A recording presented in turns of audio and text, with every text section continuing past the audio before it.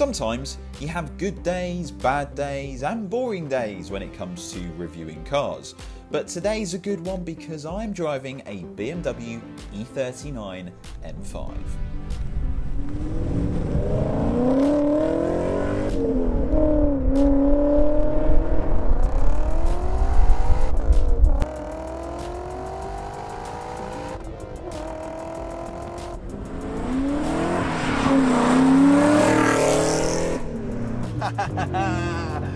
Oh, I've been waiting for such a long time. I keep saying that in every one of my videos, every time I try and drive an old car, but I have been waiting for a very, very long time to drive an E39 M5. Is it the Mac Daddy? I don't know, because I haven't driven an E28 and I haven't driven an E34 M5. I can tell you what makes a very good M car. I can also tell you what makes a very good saloon car, and revisiting a hero like this, has it been a disappointment? Is it still the ultimate driving machine? Because from what I've read, from what I've seen, from what I've spoken to with certain owners who have had these, they like to think that this is one of the best M cars ever made. And I'm going to answer that question and see if I agree.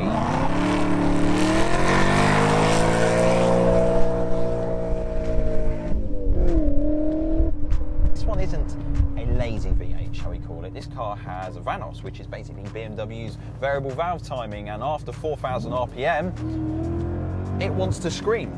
It's definitely got, I don't want to use this word, but it's definitely got a Jekyll and Hyde personality, that's for sure, because around town at lower speeds, this is a proper mundane V8. You can slobber it into fourth gear at 20, 30 miles an hour, and it's pretty normal. But stir the lever, rev that engine, and this V8 wants to scream. This 4.9 litre V8, S62 code name, is a good engine. This particular car I'm driving is a 2002 model M5, so it's the LCI facelift, so you have a better looking steering wheel, a few light changes, etc. This one is finished in the carbon black, which is basically a really, really dark blue in my eyes, and the owner has spent 3 years just restoring it. So this car is absolutely stock, apart from the exhaust. The back box has been removed because the V8s can be a little bit muted, but this sounds lovely. I have spent all morning driving this E39, and I might as well tell you all the things you need to know about this. This car only comes with a 6-speed manual gearbox, so it should be, and it's great. The throw is a little bit long, but the shift itself is very precise. Steering, well, it's old school hydraulic setup right here. It's got feedback, it's got good weighting. It's just how BMW steerings should be. Really, really nice. The rack itself is a tad slow, but it's a good reason for that, because it allows you to do lots of skids. And the seating position in particular is really nice. You sit low in the car. You got to remember, this is an 18-year-old car.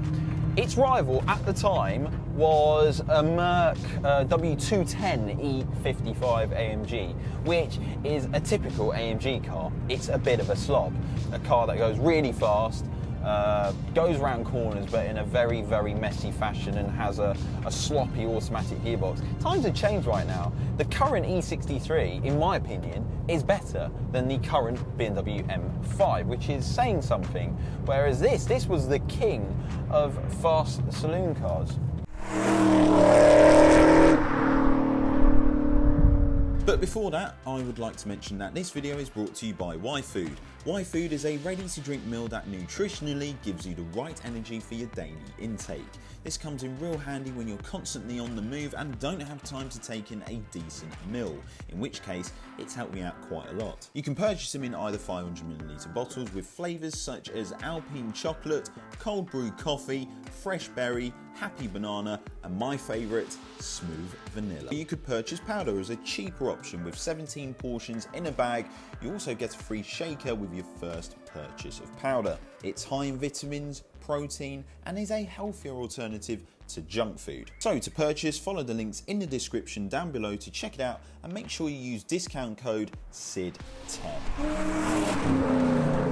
It's the best M5 ever made. Well, I'm not really one to answer that because I haven't driven an E28 and I haven't driven an E34, but I have driven the E60, which I absolutely adore. In fact, it was my childhood dream car until I drove it, and then until I realised the repair costs and the fact that that car is possibly the most unreliable BMW ever made.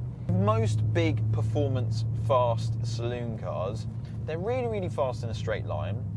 They're quite comfy, sometimes a little compromised for handling, but they're never track-oriented machines. They're never something that you start throwing about and do hilarious stuff that you would do in, say, a sports car. But with this E39 M5, made me realise one thing about this car: agility.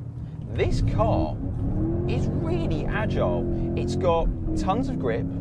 It's very enjoyable on a twisting B road, mainly because of the size of this car. It's small. And that's what makes this particular M5 so joyful. It doesn't have hundreds of different settings for the steering, for the ride, or for the gearbox like what you find in newer models, and it's really helped in the way it's aged inside and out. There's also a nice sense of occasion at any speeds, whether that's just pooling around town or driving it enthusiastically. It's safe to say that this particular M5 will definitely be remembered as the perfect blend of modern day performance with old school charm, which will definitely make it, in my opinion, a future classic. But there's a problem now. I really want to buy one.